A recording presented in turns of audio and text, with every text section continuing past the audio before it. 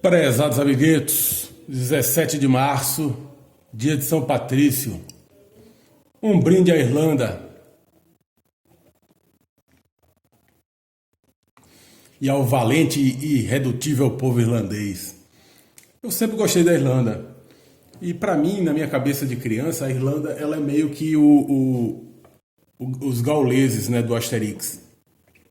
O que eram os quadrinhos do Asterix? Era um pequeno povo que amava sua cultura, sua forma de viver, sua nação, né?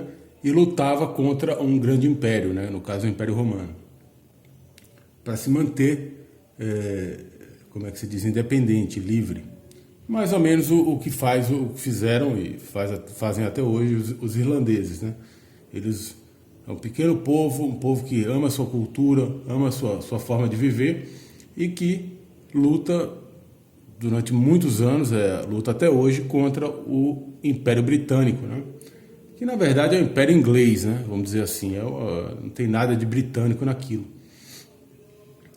Quando eu era universitário, primeira vez que eu entrei na faculdade, começo dos anos 2000, final dos anos 90, né? Começo de 2000, eu ficava, não estudava, não fazia porra nenhuma, ficava em casa, ficava no laboratório de informática da graduação, LIG.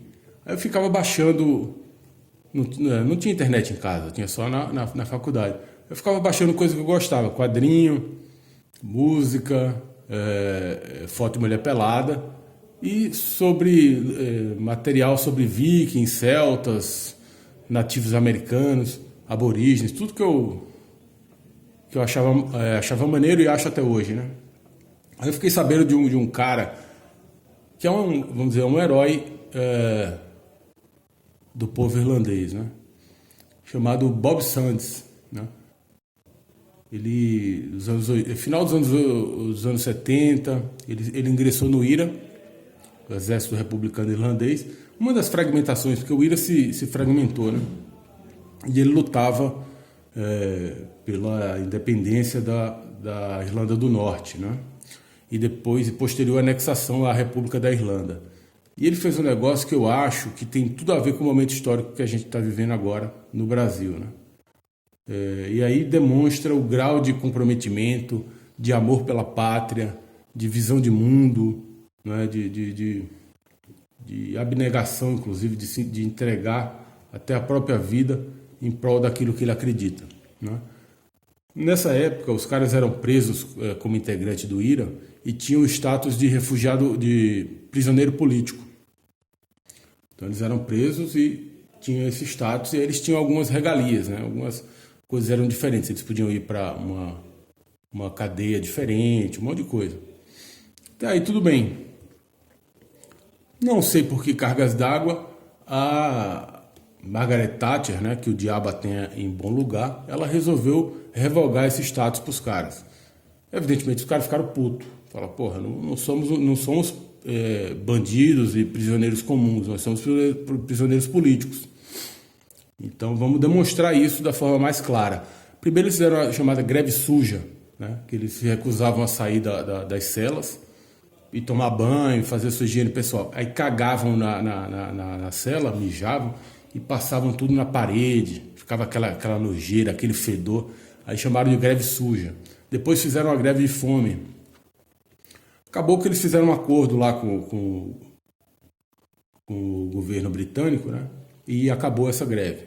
Aí tudo bem. Só que o governo não cumpriu as promessas. Aí eles reiniciaram a greve, dessa vez sob a liderança de um jovem, tinha 20 e poucos anos, 27, 28, chamado Bob Sands, que é uma das coisas mais fascinantes. Você pode até discutir, no meu caso, sou um reverendo, eu não apoio violência armada, luta armada, né? Mas mesmo assim você tem que reconhecer que os caras realmente eram prisioneiros políticos e eram um povo comprometido com a causa, né? Eles iniciaram uma greve de fome, o Bob Sands, e depois de algum tempo ele baixou dos 70 e poucos quilos que ele tinha para 45, né? Estava praticamente definhando. O Papa mandou um emissário lá na Irlanda do Norte para dizer, porque eles eram católicos de Belfast, né? Falou, olha, vamos parar com isso, vocês já deixaram claro o seu ponto de vista, vai ser uma coisa, vai acabar em morte e tal. Ele recusou. Você sabe que para o católico o suicídio, né, é um crime, é o pecado maior, né? Ele recusou. Não, eu sou prisioneiro político, eu vou ser reconhecido como prisioneiro político ou vou morrer, né, tentando. E realmente, inclusive ele foi, você veja que coisa fascinante, ele foi eleito para o parlamento britânico, uma cadeira lá no parlamento, que você tinha uma quantidade, você tem uma quantidade de cadeiras da Irlanda do Norte, né? Ele foi eleito, provavelmente até por pessoas que nem compactuavam com a luta armada ou que não eram católicos, né, votaram nele. Ele não pôde assumir porque ele já estava definhando, aí veio a morrer.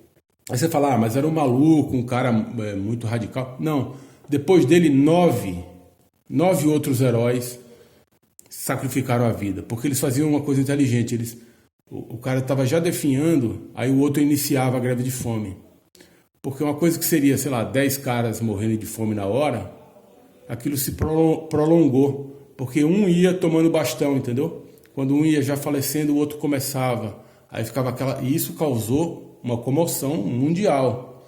Não apenas no Reino Unido, né? Mas no mundo todo, porra. Os caras estavam se matando e a Margaret Thatcher não abria... não voltava atrás.